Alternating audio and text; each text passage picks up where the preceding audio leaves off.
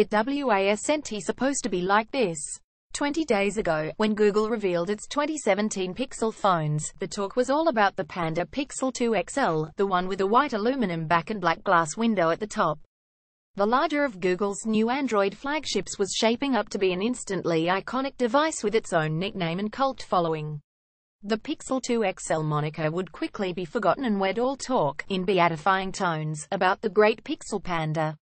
All the pieces were falling into place for Google to own the October hype cycle with its new smartphones, which should have been the best that the Android world could offer. Mark S. Brownlee at MKBHD October 6, 2017. And then the actual Pixel 2 XLs came out and people discovered that their displays have a laundry list of problems. The halcyon time when Android fans should have been gloating about their awesome new flagship with thin bezels, excellent speakers, and a superb camera has turned into a dark nightmare of cancelling pre-orders and questioning one's loyalty to the Google camp. How could Google get something so basic so thoroughly wrong? The analysis of what went wrong and where will have to wait for another time. We still don't know the full extent of the Pixel 2 XL's screen troubles, which Google is actively investigating, though we do know enough to withdraw the Verges recommendation to buy the 2 XL, and to revise our review of it. If you have to buy a phone today, we'd encourage you to look elsewhere, with the smaller Pixel 2 being a very good candidate that suffers from none of its larger siblings' screen irregularities.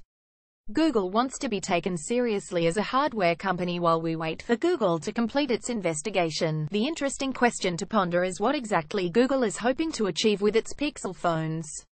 If you ask the company itself, mobile hardware is no longer a hobby, and if you ask devoted fans of the Pixel camera like myself, you'd hear similarly high praise for the Pixel lineup. Over a long enough timeline, the Pixel is Google's answer to the iPhone. But in the nearer term, and on a more realistic scale, Google's only really seeking to have a buffer against Samsung's dominance within the Android ecosystem. In both cases, Google's first goal is the same: Google wants to be taken seriously as a hardware company. This is why the Pixel 2 XL screen issues are such a devastating problem for Google's Pixel lineup and trajectory. Google isn't trying to push vast quantities of units out there like, say, Huawei, a company that recently claimed it had surpassed Apple to become the second biggest smartphone vendor in terms of units sold. Google isn't trying to generate an immediate return on its Pixel sales, either, even with the distinctly premium pricing of the Pixel 2 and Pixel 2 XL. For Google's bottom line, hardware revenues are an imperceptible teardrop in a monsoon of advertising income. Google's hardware business right now is in the reputation-building stage of development. We all know the Google name and the rainbow-colored logo, but we're not used to seeing that branding on an actual piece of hardware. So this is the time when many of us will be forming opinions about how much we can trust Google with physical devices. It's a lot like encountering the Nike logo on watches or the Adidas brand on bottles of aftershave, a familiar name in an unusual context. The entire Pixel brand is being tarnished by one ill-judged component choice. My biggest worry about the Pixel 2 XL display drama is how it will filter out to the wider public. Interested Android fans will read up on the subject and they'll know the exact issues of a blue tint when viewed off-axis, muted colors, and potential screen burn-in, and they can then make a reasonably informed decision about whether they can live with them. My position is that hell no, you shouldn't accept such flaws on an $850 device. But these things will seep out into the mainstream consciousness as well, whether through decontextualized tweets or some impassioned complaining to friends over a pumpkin spice latte.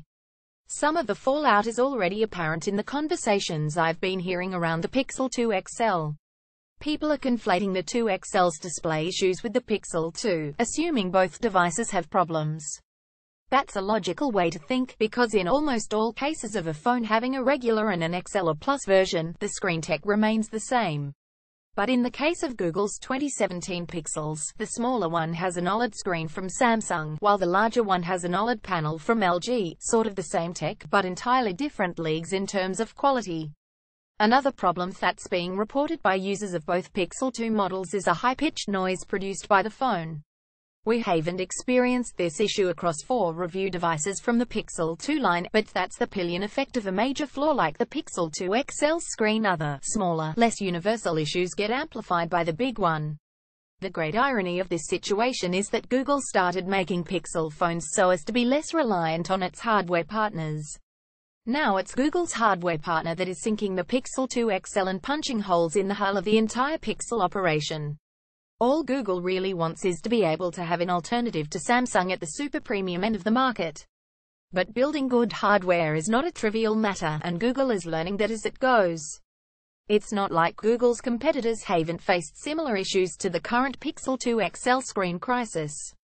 Just last year, Samsung had the Galaxy Note 7 battery fiasco, and who can forget the classic Apple antenna gate situation around the iPhone 4 launch. The difference, and the thing that makes Google's problem more existential, is that both the iPhone in 2010 and the Galaxy Note line in 2016 were well-established brands with plenty of customer loyalty. Apple and Samsung's mature phone businesses could weather a hardware fault. But can the same be said of Google's still budding Pixels? For Google, the 2016 launch of the Pixel smartphone line was a renewal and a reboot.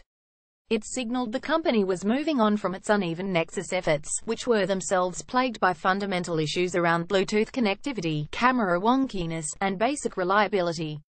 Nexuses were generally cheap, so some of that stuff was forgivable, but the Pixels should be the fresh start of uncompromising, top-tier devices.